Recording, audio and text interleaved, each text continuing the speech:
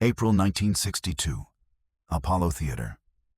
3,000 people were on their feet.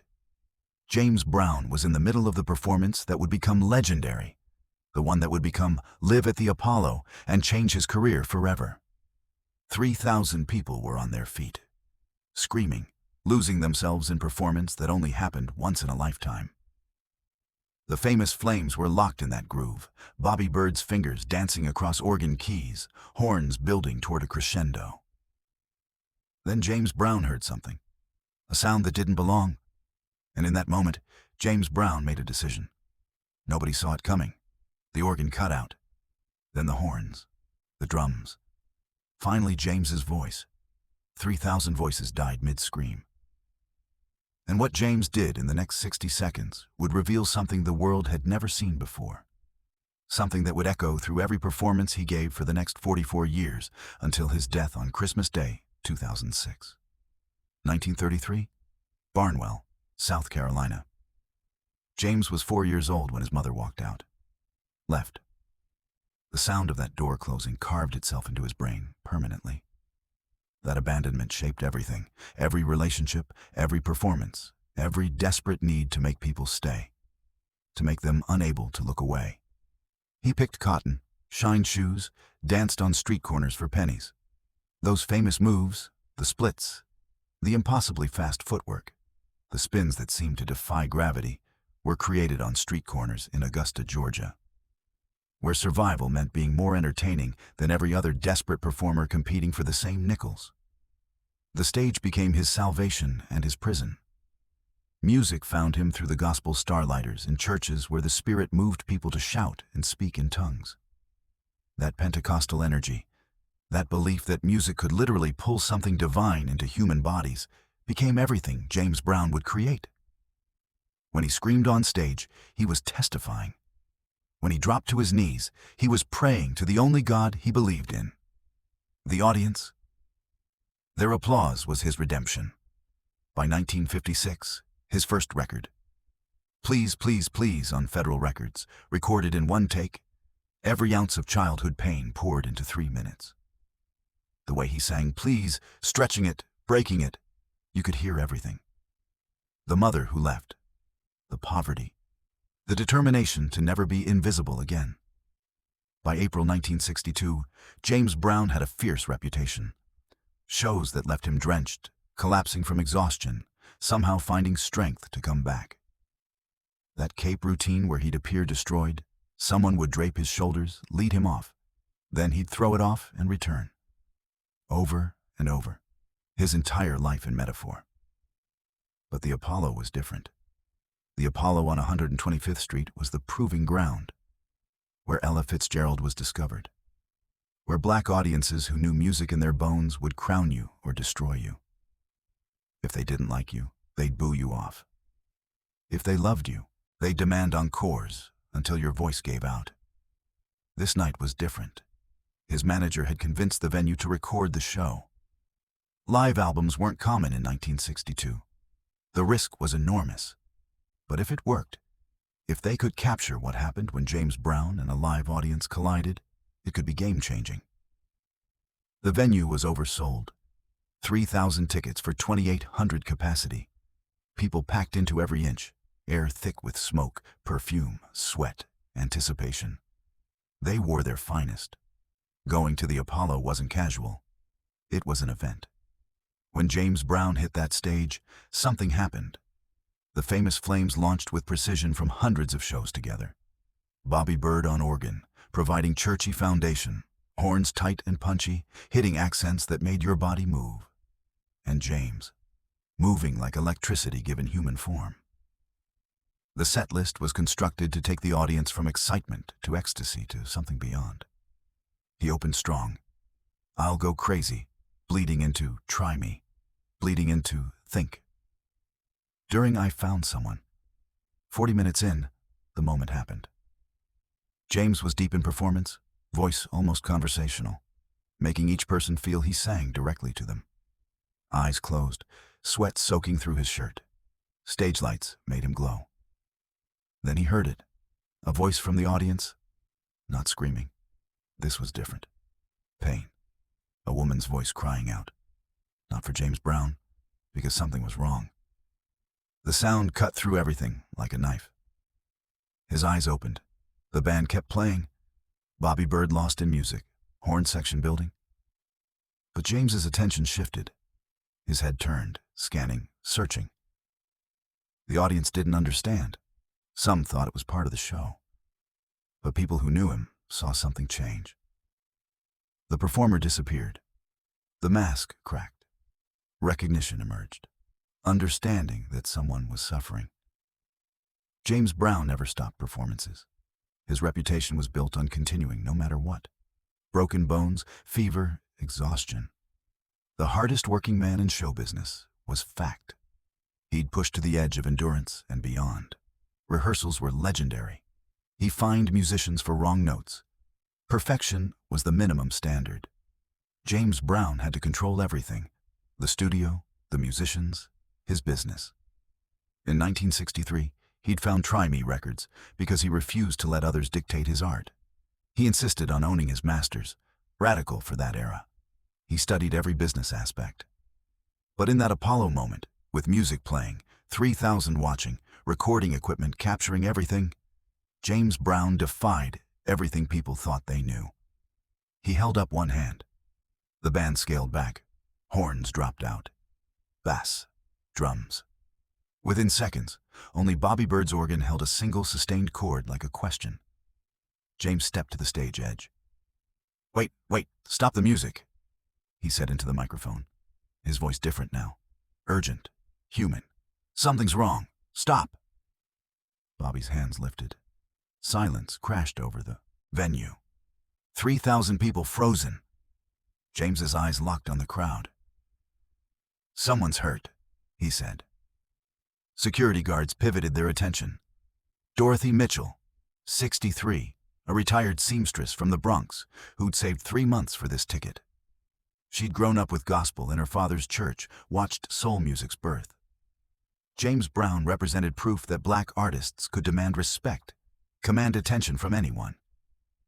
She'd arrived 2 hours early, ending up in row 14, surrounded by younger people. As James transformed the stage, the crowd surged. Dorothy found herself squeezed, unable to breathe. Her chest hurt, sharp pain radiating down her left arm, into her jaw. Her husband had died of a heart attack 7 years earlier. She knew what this was. Her voice disappeared into the sound. People too caught up to notice. She felt herself slipping, darkness creeping in. Then one more sound. A cry. Mortal distress. Impossibly. Through layers of chaos, James Brown heard it.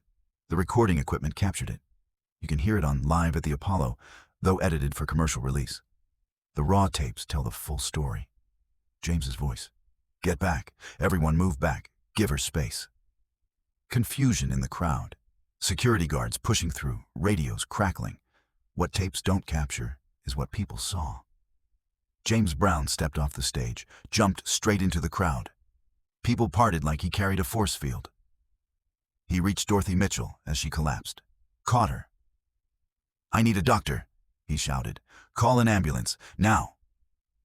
A young resident from Harlem Hospital pushed forward. "I'm a doctor." James nodded. "Help her," he said, lowering Dorothy carefully, supporting her head. Robert Chen would later describe the surreal moment performing emergency care on the Apollo floor while James Brown knelt beside him. Stayed by Dorothy's side, kept talking to her, asked her name, held her hand, talking low and steady. "You're going to be fine. Help is coming. Stay with me." James Brown could have handled this differently. Could have signaled security and kept performing. Every business instinct would have suggested that. The show must go on. But he didn't. He stayed on the floor until the ambulance crew arrived. Stayed holding Dorothy's hand, keeping her conscious and calm. The audience watched in complete silence. Some crying, not because of the emergency, because they were witnessing something profound, seeing James Brown being completely, vulnerably human. When the ambulance crew came, James helped lift Dorothy onto the stretcher. He pulled cash from his pocket, handed money to the paramedic. "Make sure she gets the best care. Whatever she needs, I'll cover it. Then to the doctor, thank you for being here. Only then did he return to the stage. Climbed the side stairs, movement slower. His suit wrinkled, dirt on one knee, hair disheveled. He looked like he'd been through something difficult. He picked up the microphone. The theater still silent. Y'all came to see a show, he said. You deserve to see James Brown perform. He paused. But that woman, she could have been your mother, your grandmother, you. Another pause. Songs can wait. People can't. Someone clapped, then another, then hundreds. Within seconds, the entire Apollo was standing. But this was different. Deeper. They were applauding something beyond entertainment. They'd witnessed genuine humanity from someone on a pedestal. James Brown sang the rest of that night with a different energy. The energy he brought to the rest was different from anything captured on any recording. Rawness, vulnerability mixed with power that made every song feel like confession. Lost Someone became about actual loss. The mother who'd left. Dorothy Mitchell. Everyone who'd ever lost someone they loved. His voice cracked, but the imperfection made it powerful. When he dropped to his knees during the climax, it was prayer. The cape routine during Please, Please, Please carried new meaning. Each time someone draped the cape, tried to lead him off. Each time he threw it off and returned, it felt like a statement about resilience, about choosing to keep going when everything wants to quit. Bobby Bird would later say, "That night I really knew James. I knew he could sing. I saw something else. I saw a man who understood that all the talent in the world don't mean nothing if you ain't got heart." James had heart, not just for music, but for people. Live at the Apollo became James Brown's breakthrough. 14 weeks at #2 on Billboard, over 1 million copies sold, unprecedented for a live R&B album. Critics praised the energy, the raw power. But they couldn't fully explain why it worked so well. The editing had removed most of the emergency, yet that night's emotional intensity had seeped into every groove. People who were there told the story. It spread through every neighborhood where black music mattered. The image that resonated most, James Brown on his knees beside an elderly woman, that became symbolic of something larger. Dorothy Mitchell survived. Quick medical response saved her life. During her 2-week hospital stay, James Brown visited 3 times, brought flowers, brought a record player and the album, sat by her bed talking about music, about growing up poor, about his mother.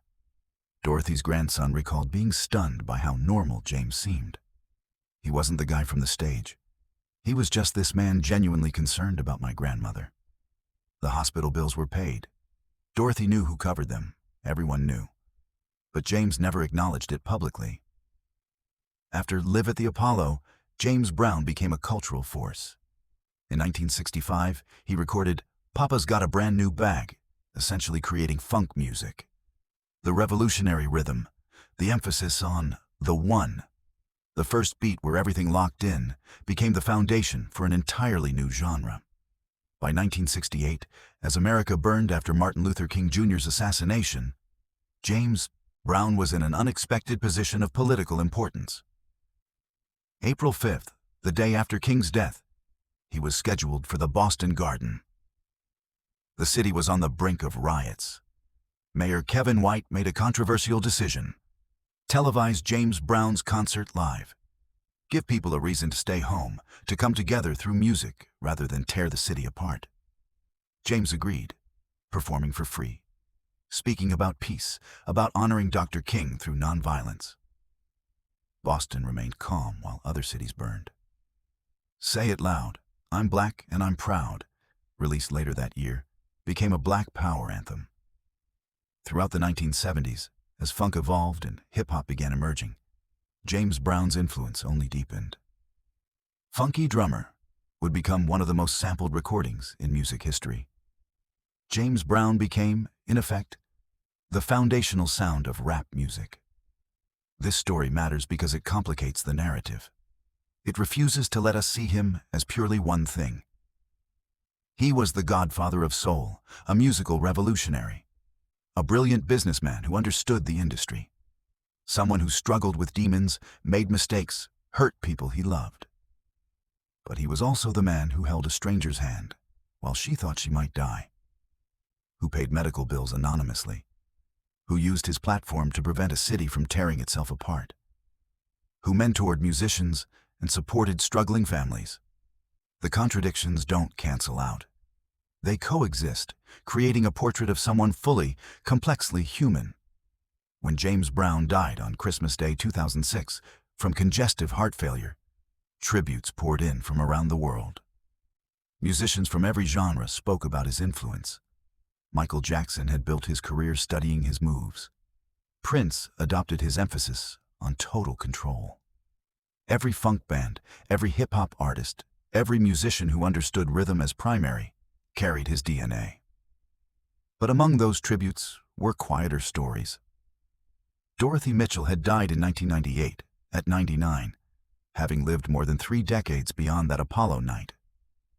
Her family shared the story at her funeral, how James Brown saved her life, how that moment of compassion meant more to her than any album. Similar stories emerged from around the country. Anonymous donations, quiet acts of kindness, moments when James Brown chose to help someone rather than serve his own interests. The story of James Brown stopping his Apollo performance matters because it reminds us that greatness and goodness are not the same thing. But they're not mutually exclusive either. You can be driven, demanding, even difficult, and still choose compassion when it matters most. You can be focused on perfection and still recognize that some things are more important than a perfect performance. For those who remember when soul music was being invented in real time, when the Apollo Theater was the center of the universe, when James Brown was revolutionizing what music could be and do, this story adds depth to memories that already run deep. It reminds us that the man who taught us to say we were black and proud, the man who created funk, the man whose beats still pound through hip-hop tracks today, that man understood something essential about humanity. That night's most important moment wasn't the spectacular performance before or after the interruption. The most powerful thing was the interruption itself. The choice to stop, to see someone suffering and respond immediately, without hesitation, without calculation. To kneel on a dirty floor in an expensive suit and hold the hand of someone who needed help. That choice, more than any song he ever recorded, more than any Grammy he ever won, revealed what made him not just a great performer, but a great human being. Dorothy Mitchell's life was saved not because James Brown was the hardest working man in show business, but because he understood that sometimes the hardest work is simply being present for another person's pain. That lesson, captured on tape and pressed into vinyl, echoed through that night's recording and through his entire career. When you listen to Live at the Apollo, you're not just hearing a great performance. You're hearing the sound of someone selecting humanity instead of perfection, connection instead of control, compassion instead of career. His music still plays. People still dance. The samples echo through new tracks. But that moment, that choice to stop and help, remains the purest expression of who James Brown really was beneath all the screams and splits and funk revolution. This is why we remember him, yes, but also just a man who understood suffering and chose, in that moment and many others, to ease it however he could. This is the real James Brown.